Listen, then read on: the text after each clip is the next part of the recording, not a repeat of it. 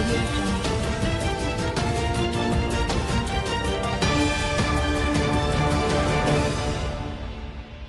News 24 এর সন্ধ্যার সংবাদে আপনাকে স্বাগতম। প্রথমেই জানিয়ে দেব সংবাদের শিরোনাম, পরে থাকবে বিস্তারিত। শুরুতেই জানাবো মেয়র থেকে বরখাস্তের পর জাহাঙ্গীরের বিষয়ে যা বললেন মন্ত্রী। এরপরে জানাবো খালেদা জিয়াকে স্লো পয়জন দেওয়া হয়েছিল কিনা প্রশ্ন ফখরুলের। জানাবো রিজভির বিরুদ্ধে গ্রেফতারি পরোয়ানা জারি। এছাড়া থাকছে চট্টগ্রামের শিক্ষার্থীদের মানববন্ধনে পুলিশের লাঠিপেটা 4 জন থানায়। জানাবো বগুড়ায় নির্বাচনী সহিংসতা, আহত 5। এবং সবশেষে জানাবো ফার্মগেটে বৈধ কাগজ দেখে গাড়ি ছাড়ছেন শিক্ষার্থীরা। পুরো খবর পেতে ভিডিওটি শেষ পর্যন্ত দেখুন। সর্বশেষ সংবাদ পেতে চ্যানেলটি সাবস্ক্রাইব করুন। এবার বিস্তারিত। মেয়র থেকে বরখাস্তের পর জাহাঙ্গীরের বিষয়ে যা বললেন মন্ত্রী। জাতির পিতা বঙ্গবন্ধু শেখ মুজিবুর রহমান ও শহীদ বীর মুক্তিযোদ্ধাদের নিয়ে বিতর্কিত মন্তব্যের অভিযোগে আওয়ামী লীগ থেকে আজীবন বহিষ্কার হওয়ার পর এবার গাজীপুর সিটি কর্পোরেশনের মেয়র পদ থেকে বরখাস্ত হয়েছেন জাহাঙ্গীর আলম।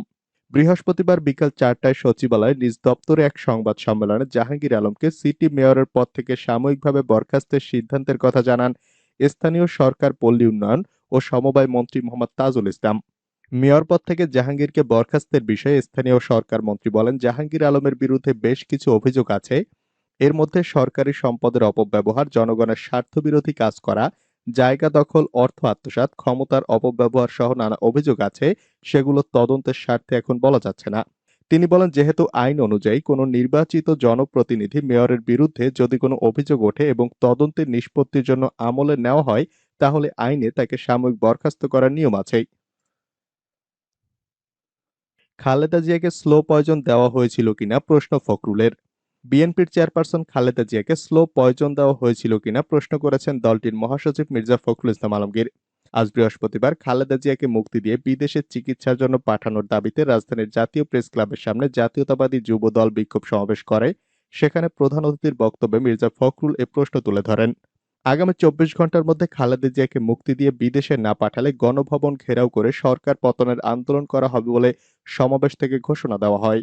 বিএনপি মহাসচিব বলেন, খালেদা জিয়ার বয়স 75 বছরের বেশি। তাকে রাজনীতি থেকে দূরে সরিয়ে দিতে 1/11 সময় যে চক্রান্ত শুরু হয়েছিল, সেই চক্রান্তের অংশ হিসাবে একটি সম্পূর্ণ মিথ্যা মামলায় সাজা দিয়ে পুরান ঢাকার পরিত্যক্ত কারাগারে 2 বছরের বেশি সময় আটক রাখা হয়েছিল।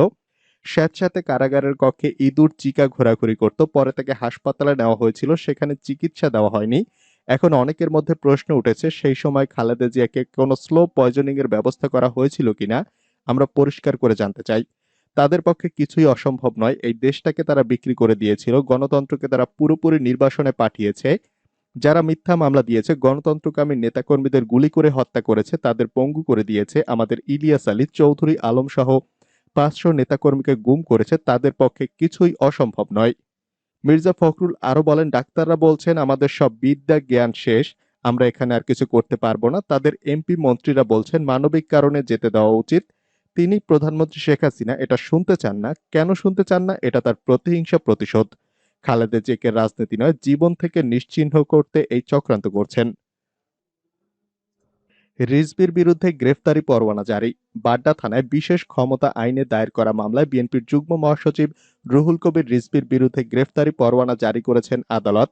বৃহস্পতিবার ঢাকা মহানগর দায়রা জজ আদালতের বিচারক এম ইমরুল কায়েসের আদালত অভিযোগপত্র গ্রহণ করে এ আদেশ দেন। সংশ্লিষ্ট আদালতের অতিরিক্ত পাবলিক প্রসিকিউটর তাপস কুমার পাল বলেন, বিশেষ ট্রাইব্যুনাল 86/21 বাড্ডা থানার 31/1/15 বিশেষ ক্ষমতা আইনের মামলায় অ্যাডভোকেট রুহুল কবির রিজভির বিরুদ্ধে গ্রেফতারি পরোয়ানা ইস্যু করেছে মহানগর দায়রা জজ আদালত। আগামী 22 ফেব্রুয়ারি গ্রেফতারি পরোয়ানা তামিল প্রতিবেদনের জন্য দিন ধার্য করেন আদালত। 2015 সালের জানুয়ারিতে রাজধানীর বাড্ডা থানায় বিশেষ ক্ষমতা আইনে করা মামলাটি দায়ের করে পুলিশ। চট্টগ্রামের শিক্ষার্থীদের মানববন্ধনে পুলিশের লাঠিপেটা 4 জন থানায়। বাসে অর্ধেক ভাড়া বা হাফ পাস চালুর দাবিতে চট্টগ্রামের ছাত্র সংগঠন ও নিরাপদ সড়ক আন্দোলনের মানববন্ধন কর্মসূচি থেকে 4 জনকে জিজ্ঞাসাবাদের জন্য নিয়ে গেছে পুলিশ। পাশাপাশি পুলিশের বিরুদ্ধে লাঠিপেটার অভিযোগ তুলেছেন আন্দোলনকারীরা।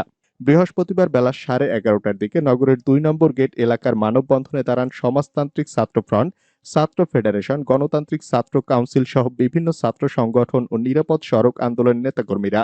পরে সেখান থেকে ছাত্র ফেডারেশন চট্টগ্রাম নগরের যুগ্ম আহ্বায়ক সাইফুর রুদ্র, সমাজতান্ত্রিক ছাত্র ফ্রন্ট চট্টগ্রাম নগরের সাংগঠনিক সম্পাদক মিরাজ উদ্দিন, পটিয়া সরকারি কলেজের ছাত্র জাহিদুল রাফি ও শিক্ষার্থী জামশেদুল হককে পুলিশ নিয়ে যায়। খালেদা জিয়াকে রক্ত দিতে হচ্ছে, হাসপাতালে চিকিৎসাধীন বিএনপির চেয়ারপারসন খালেদা জিয়ার অবস্থা খুবই সংকটাপন্ন। লিভারের জটিলতায় তাকে রক্ত দিতে হচ্ছে। গতকাল বুধবারও রক্ত দিতে হয়েছে বলে খালেদা জিয়ার চিকিৎসক সংশ্লিষ্ট একটি সূত্র প্রথম আলোকে জানিয়েছে। এর আগের দিন মঙ্গলবার রাতে শারীরিক অবস্থার অবনতি হলে তাকে নিয়ে গুজবও ছড়িয়ে পড়ে। এদিকে খালেদা জিয়ার বিদেশে উন্নত চিকিৎসার ব্যবস্থা করার দাবিতে গতকাল সারা দেশে জেলা প্রশাসকদের কাছে স্মারকলিপি দিয়েছে বিএনপি। একই দাবিতে আজ বৃহস্পতিবার থেকে ৮ দিনের নতুন কর্মসূচি শুরু করবে বিএনপি ও অঙ্গ সহযোগী সংগঠন। গতকাল নয়াপল্টনে বিএনপির কেন্দ্রীয় কার্যালয়ে যৌথ সভা শেষে দলের মহাসচিব মির্জা ফখরুল ইসলাম আলমগীর এই কর্মসূচি ঘোষণা করেন। মির্জা ফখরুল ইসলাম বলেন, এসব কর্মসূচি পুরোপুরি নির্ভর করবে খালেদা জিয়ার শারীরিক অবস্থার উপর, প্রয়োজনে কর্মসূচি পরিবর্তন হতে পারে। বিএনপির মহাসচিব জানান, দলের স্থায়ী কমিটির সভায় এই কর্মসূচি গৃহীত হয়। এরপর তার দলের যুগ্ম সম্পাদক, সাংগঠনিক ঢাকা মহানগরী সহ অঙ্গ ও সহযোগী সংগঠনের নেতাদের সঙ্গে আলোচনার পর চূড়ান্ত হয়। মির্জা ফখরুলের সভাপতিত্বে গতকাল যৌথ সভায় দলের স্থায়ী কমিটির সদস্য গয়েশ্বর চন্দ্র রায়, ঢাকা মহানগর উত্তরের আহ্বায়ক আমানুল্লাহ, দক্ষিণের আহ্বায়ক আব্দুল সালাম, জ্যেষ্ঠ যুগ্ম মহাসচিব রুহুল কবির রিজভী, যুগ্ম মহাসচিব খায়রুল কবির সহ অঙ্গ ও সহযোগী সংগঠনের সভাপতি এবং সাধারণ সম্পাদকেরা উপস্থিত ছিলেন। এসব কর্মসূচি সরকারের উপর চাপ তৈরি করছে কিনা সাংবাদিকদের প্রশ্নের জবাবে বিএনপির মহাসচিব বলেন, আমরা আমাদের পক্ষ থেকে সরকারের উপর চাপ সৃষ্টি করছি। সমাজে খালেদা জিয়ার চিকিৎসার ইস্যুতে আলোড়ন সৃষ্টি হয়েছে, তবে সব পরিস্থিতি বিবেচনায় নিয়ে আমাদের কর্মসূচি দিতে হয়। কোনো হঠকারীমূলক কর্মসূচি আমরা দিতে চাই না। বিদেশে খালেদা জিয়ার চিকিৎসার অনুমতির দাবিতে যুবদলের বিক্ষোভ। বিএনপি চেয়ারপারসন খালেদা জিয়ার মুক্তি এবং চিকিৎসার জন্য তাকে বিদেশে নেওয়ার অনুমতির দাবিতে বিক্ষোভ কর্মসূচি পালন করছে জাতীয়তাবাদী যুবদল। পূর্ব ঘোষিত কর্মসূচির অংশ হিসেবে বৃহস্পতিবার সকাল থেকে সারা দেশে এই কর্মসূচি পালন করছে সংগঠনটি। রাজধানীতে জাতীয় প্রেস ক্লাবের সামনে পালিত হচ্ছে তাদের এই কর্মসূচি। জাতীয় প্রেস ক্লাবের সামনে বিক্ষোভে যোগ দিতে সকাল থেকেই সেখানে জড়ো হতে শুরু করেন নেতাকর্মীরা। সেখানে যুবদল নেতাকর্মীদের সঙ্গে যোগ দিয়েছেন বিএনপির কেন্দ্রীয় নেতৃবৃন্দ। খালেদা জিয়ার মুক্তি ও বিদেশে তার চিকিৎসার অনুমতির দাবিতে বিএনপির মহাসচিব মির্জা ফখরুল ইসলাম আলমগীর বুধবার সারা দেশে ৮ দিনের কর্মসূচি ঘোষণা করেন। ৮ দিনের সেই কর্মসূচির অংশ হিসেবে বৃহস্পতিবার সারা দেশে বিক্ষোভ কর্মসূচি পালিত হচ্ছে। বৃহস্পতিবার মির্জা ফখরুল ঘোষিত ৮ দিনের কর্মসূচির মধ্যে আরও রয়েছে ২৬ নভেম্বর বাদ জুমা, খালেদা জিয়ার মুক্তি ও রোগ মুক্তির জন্য দোয়া চাওয়া হবে এবং অন্যান্য সম্প্রদায়ের যারা আছেন তারা তাদের উপাসনালয়ে প্রার্থনা করবেন। ২৮ তারিখ স্বেচ্ছাসেবক দল ঢাকা সহ সারা দেশে বিক্ষোভ করবে। ৩০ তারিখ বিভাগীয় সদরগুলোতে বিএনপির উদ্যোগে সমাবেশ অনুষ্ঠিত হবে। বিএনপির মহাসচিব আরও জানান, এসব কর্মসূচির বাইরে আগামী ১ ডিসেম্বর ছাত্রদল সারা দেশে সমাবেশ করবে। ২ ডিসেম্বর মুক্তিযোদ্ধা দল জাতীয় প্রেস ক্লাবের সামনে মানববন্ধন করবে। ৩ ডিসেম্বর কৃষক দল ঢাকা সহ সারা দেশে সমাবেশ করবে এবং ৪ ডিসেম্বর মহিলা দল মৌন মিছিল করবে। চাঁদপুরে বাস চাপায় ৩ শিক্ষার্থী নিহত। চাঁদপুরের কচুয়া উপজেলায় বাস চাপায় অটোরিকশা যাত্রী ৩ শিক্ষার্থী নিহত হয়েছেন। এ সময় অটোরিকশা চালক সহ ২ জন আহত হয়েছেন বলে জানা গেছে। বৃহস্পতিবার সকাল ৭:৩০টার দিকে কচুয়া হাজীগঞ্জ সড়কের করইয়া বিশ্ব রোড এলাকায় এ দুর্ঘটনা ঘটে। তারা কুমিল্লার সরকারি ভিক্টোরিয়া কলেজের মাস্টার্সের পরীক্ষার্থী ছিলেন। কচুয়া থানার ওসি মোহাম্মদ মহিউদ্দিন জানান, সকালে সিএনজি চালিত অটোরিকশাটি কচুয়া থেকে হাজীগঞ্জ যাচ্ছিল।